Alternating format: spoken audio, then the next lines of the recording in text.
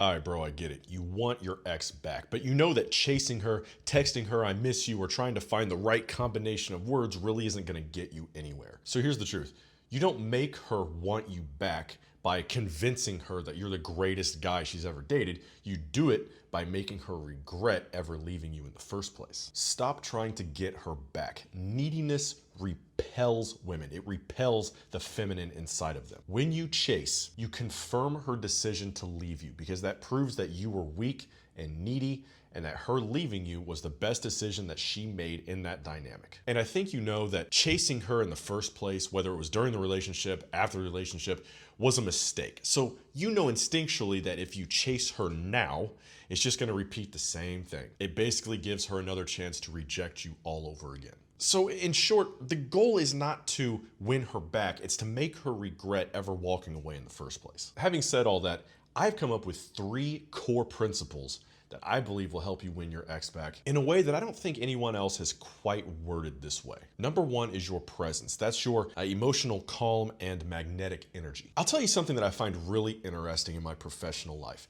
Whenever men message me and they need help, usually with girls, it's not because they're not successful. What I mean by that is that these guys aren't making 30, 40 grand a year. The guys that message me that want my help, that sign up for my programs, they're the guys who are making 60, 70, 80 plus a year. They're doing great and they're in their 20s. And it's like, you have problems with women? It's like, oh my gosh. Just because you're good with money doesn't mean you're gonna be good with women. And that's what a lot of guys find out. Money gets you in the door. Absolutely. Money will get you laid. Absolutely. But if you want to keep that girl without her disrespecting you or treating you like crap or treating you like garbage, you're going to have to learn how to treat women. And yeah, I don't mean by being their doormat and their little manservants either. I mean, it should clue you in when you look at how Hollywood dresses up their little male role models and how their wives actually treat them. Because you can tell by looking at some celebrities that their wives are the ones actually running the show and the husband's just kind of along. And it doesn't matter how successful the husband is. And it's sad to watch because the husband in and of himself is successful and he's still ran around by his wife. It's like he's still on a leash every time he's out in public with her. And it's guys like that that never really learned how to be the man in the relationship. And because of that, they think they're going to let money take them the rest of the way. They got the girl. They got the girl to sleep with them. And now the money is just going to carry them through the relationship, through the marriage, whatever it is. And they find out that, yeah, she's actually going to disrespect you over and over and over again because money does not matter that much in a long-term relationship. But back to presence. Presence means you're not reactive. You're grounded. You're not emotionally scattered every single time that she brings up something unexpected like an ex. So by presence, I mean that women respect and value men who can calm the chaos inside of them. And what that looks like is inside of a relationship or a situationship, whatever you had, that when she brings up these difficult topics like her ex, her past, whatever, and I know there's a limit, okay? I know if she brings up a host story or something, sometimes it can really ruin that whole thing. I'm not excusing that behavior. I'm talking in generalities here, okay? What I mean is she brings up her ex or something like that, and she tells him, it took me a long time to get over him, blah, blah, blah.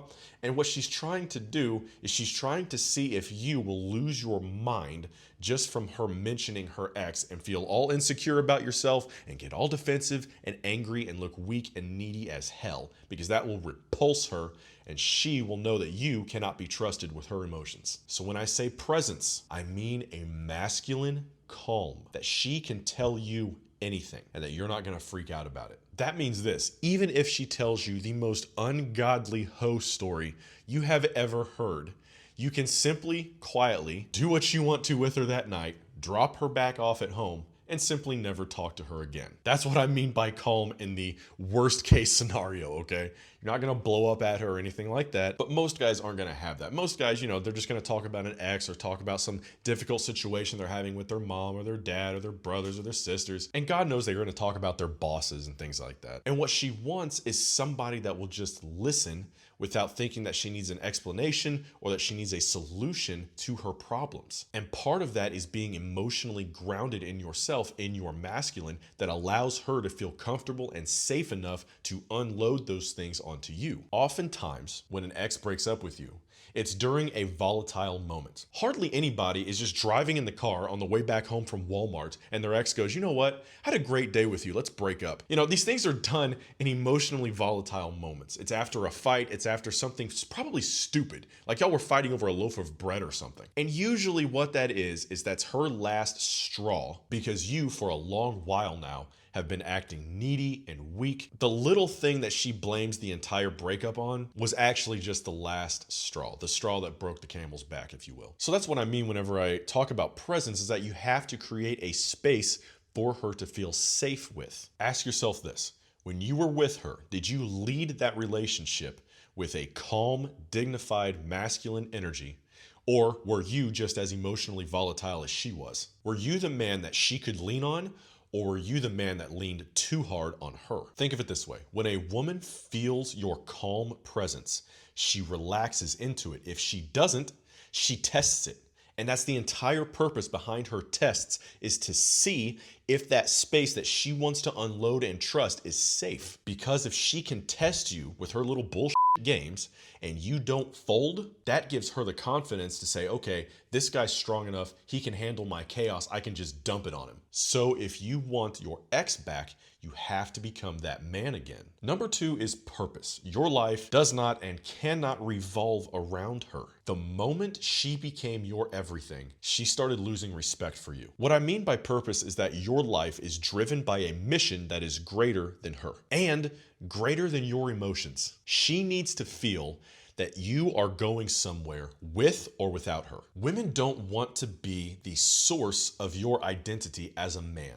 They just want to be along for the ride. They want to feel like they're on a meaningful path in life and that you're the one that's going to lead her down that way. Think of it this way. If your entire world collapsed when she left, that means that she was your entire world, and that is repulsive to the feminine. That's not attractive. That's pressure on her. That's pressure because you're the one that relies on her instead of her relying on you. She feels like she's the source for your entire masculine identity. And oftentimes, she's right. You've got to be on your purpose. Not one day can pass with you relaxing, with you doing anything like that. Every single day, 24/7, I don't care if you're on vacation, you've got to do something that pushes your life forward and that she can see. The man that she wants isn't the man that needs her, because neediness is femininity in its essence. When you rely on her, when you say that she's your entire world, she's your entire universe, and I know that you can say that, okay, to a woman, and okay, fine if you want to say that, but if you're literal about it, right? Like, if that's what you really mean, that your entire life, your identity is built around her or even your kids or something like that, I got news for you, man. That is unattractive to women. Whether or not they are aware of this or not is on them. But you should be about your business and about your life, because again, if they leave, you'll have nothing. And a man that gets knocked off his path is a weak man, and a weak man is not what a woman wants. Number 3 is polarity. When I say polarity, I mean masculine energy versus her feminine energy. What I mean by that is that your masculine energy will make her feel feminine.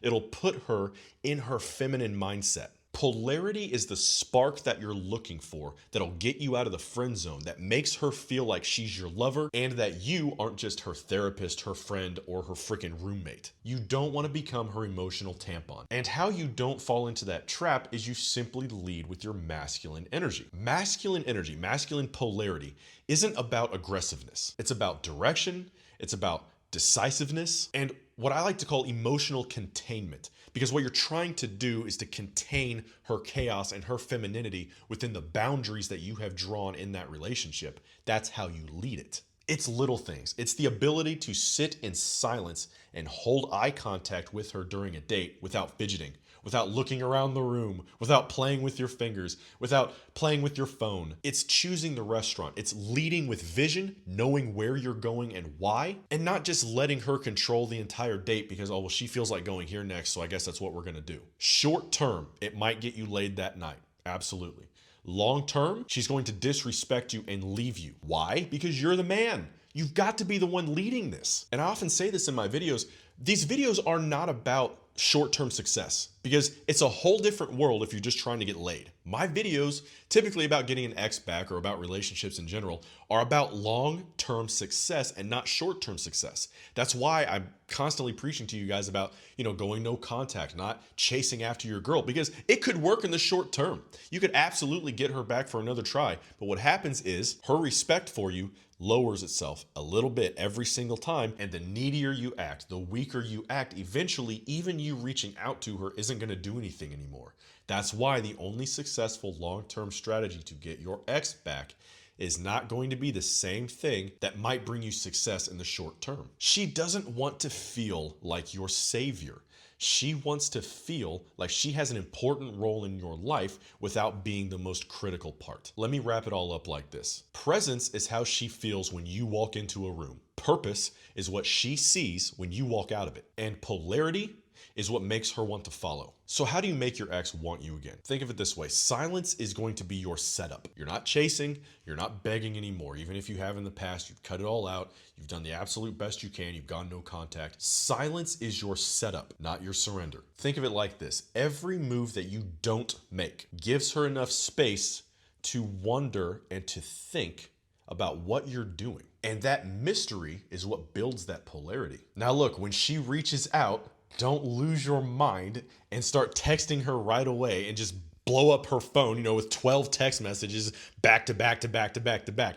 I know that maybe that's what you want to do. This comes back to emotional maturity and being able to control yourself. Don't do that. That comes across as needy, and it might feel good to her ego, but again, her femininity is going to be repulsed by that. So don't go down that path. When she texts you again, you do not reward anything less than a full emotional investment. In other words, if she breadcrumbs you, breadcrumb her back. Keep your composure, match her energy, and if she's consistent, you can slowly reintroduce your presence into her life. You're not really trying to restart the relationship, you're trying to get her to requalify herself in your world. My final message is this: you don't make her want you back by reminding her of the past, by reminding her of the relationship that you guys had or the love that you still have for her. You make her want you back by becoming the man she always hoped and knew that you could be. But maybe now she's just a little bit too late to the party. Let her feel the distance. Let her wonder about you.